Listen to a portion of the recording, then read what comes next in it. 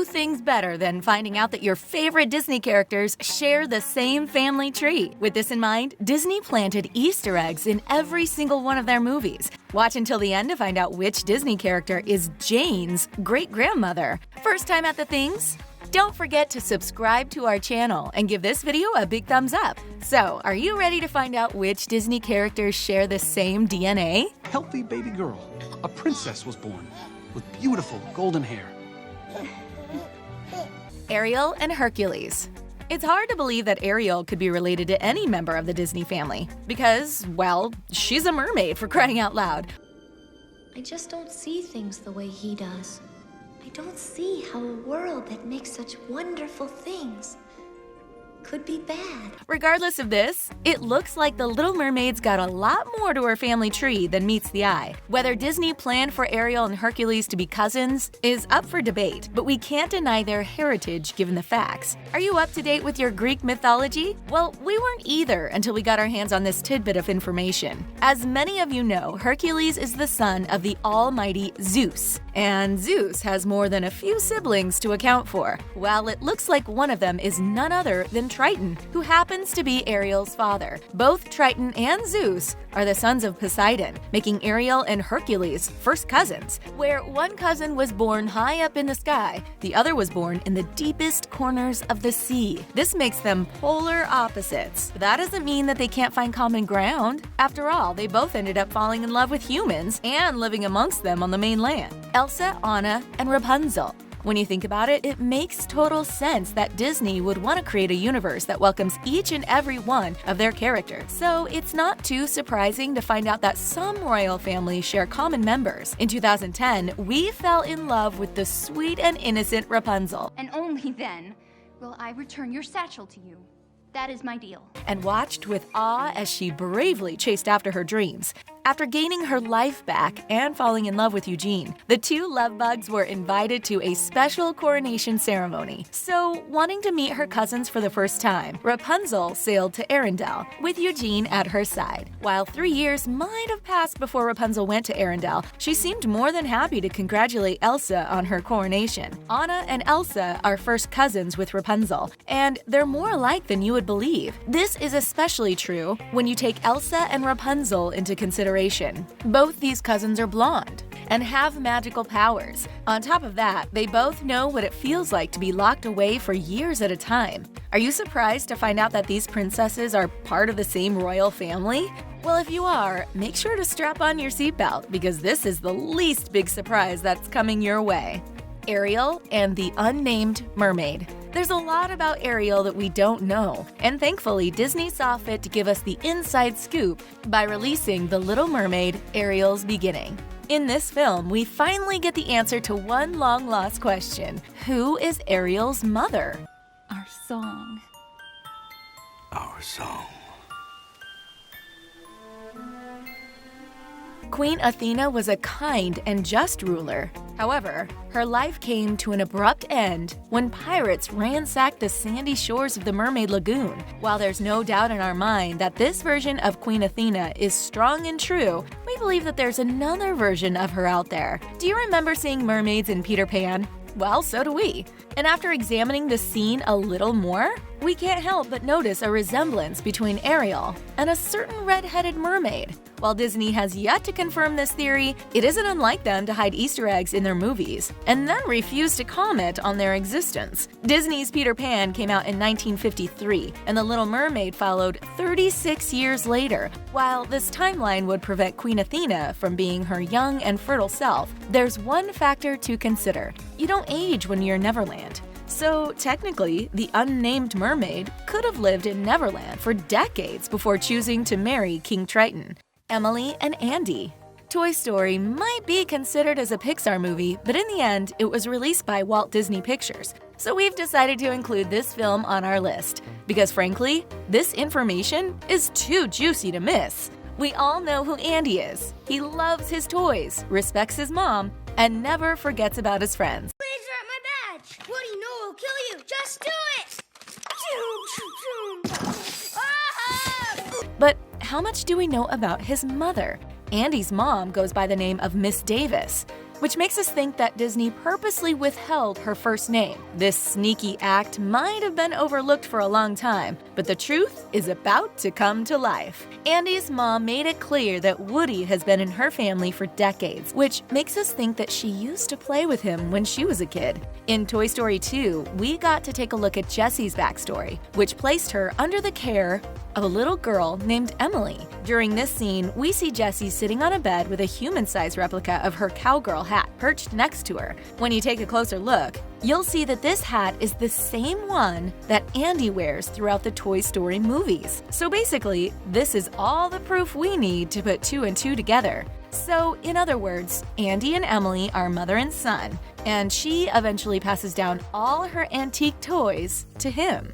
Elsa, Anna, and Tarzan. Every Disney movie starts with a significant loss, which isn't always the easiest thing to handle. For this reason, many of us have stricken Bambi from the collection, seeing as it's impossible to get past the first 10 minutes of the film. Although movies like Frozen also begin with a freak accident, their tone makes it easier to get hooked from the get-go. As many of you know, Elsa and Anna lost both of their parents when they were young girls. Their mom and dad sailed off to sea but never reached their destination, nor did they ever return to Arendelle. So, in other words, they were proclaimed as goners and never seen or heard from again. Well, it turns out that King Agnar and Queen Iduna didn't sink along with their ship. Instead, they wound up on a deserted island where they gave birth to their son Tarzan.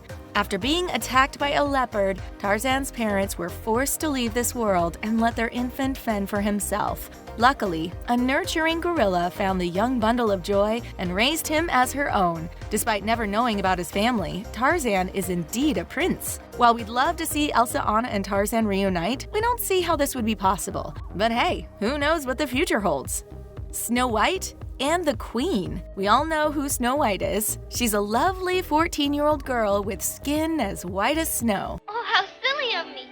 I'm Snow White. This Disney character first got attention in 1937 when the film Snow White and the Seven Dwarfs came out. While Disney reinvented the fairy tale to cater to their audience, the original Snow White story had some significant differences. For starters, the evil queen and Snow White are actually related by blood. While Disney made it look as though the evil queen was Snow White's stepmom, she was initially her birth mother. In the Grimm's fairy tale, the queen realizes that her daughter is becoming more beautiful than she ever was, which causes her to hire an assassin to murder her only child. Despite her many attempts to become the fairest of them all, the queen is never able to obtain this title again. While many of us were led to believe that Snow White's mother passed away when she was young, it seems like Mother Dearest had been watching over her all along. Moana and Te Fiti. It may be hard to believe that Moana and Te Fiti share the same blood, and this is because Te Fiti is more of an island than anything. This goddess has the power to create life, which would make every single human in the Moana film her child. After all, without her magic, the world would solely be populated by oceans. After creating millions of islands,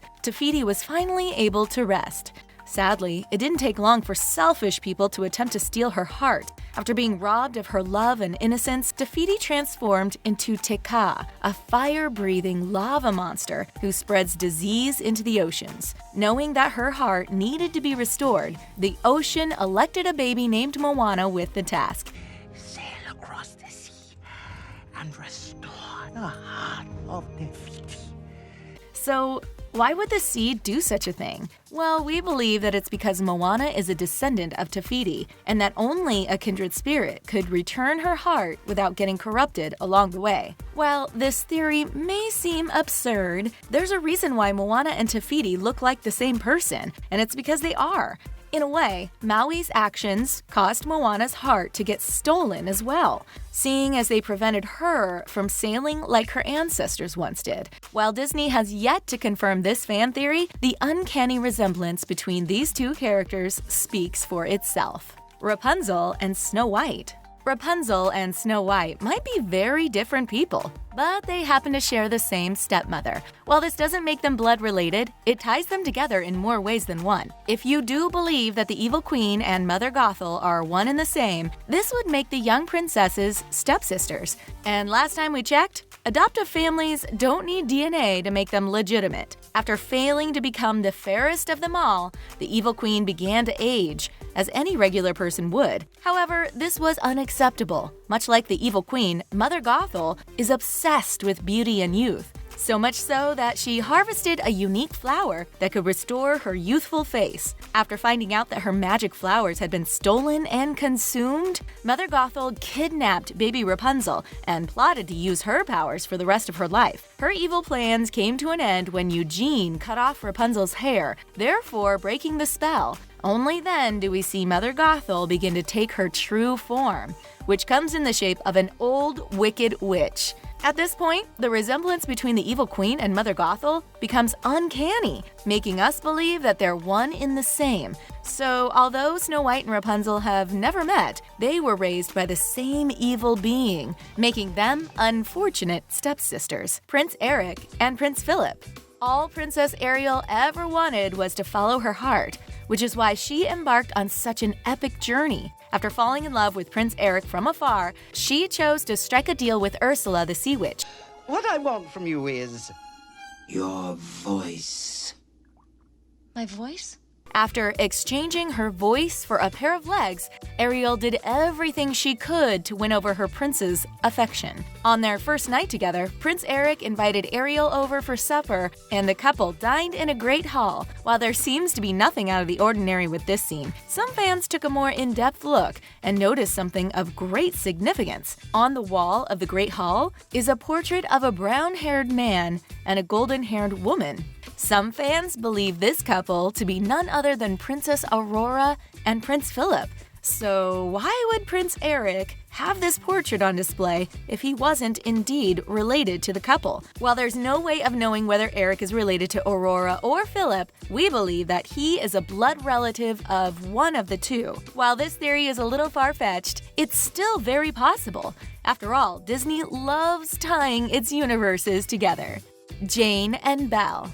And now the moment you've all been waiting for. So, who is Jane's great-grandmother? Well, it's Princess Belle, of course. As many of you know, Disney is notorious for placing Easter eggs in their movies. And if there's one that nearly everyone noticed, it's that the Beauty and the Beast teacup collection can be found in Tarzan. So, to get you on board with this theory, allow us to point out the obvious. For starters, both Jane and Belle have similar features, and they are both wearing a yellow dress. Secondly, they both fall in love with a man who is more beast than human. Sure, Belle might be French and Jane might be English, but this tidbit could easily be blamed on Belle's children relocating to England during the French Revolution. With this in mind, it would make total sense for Jane to own the Beast's teacup collection. After all, it was probably passed down to her from generation to generation. You know what else was passed down to Jane? Her great-grandmother's love of books. So before you head out, why don't you tell us which family Disney you love the most? Make sure to comment down below. And that's a wrap. Thanks for watching, and see you next time on The Things.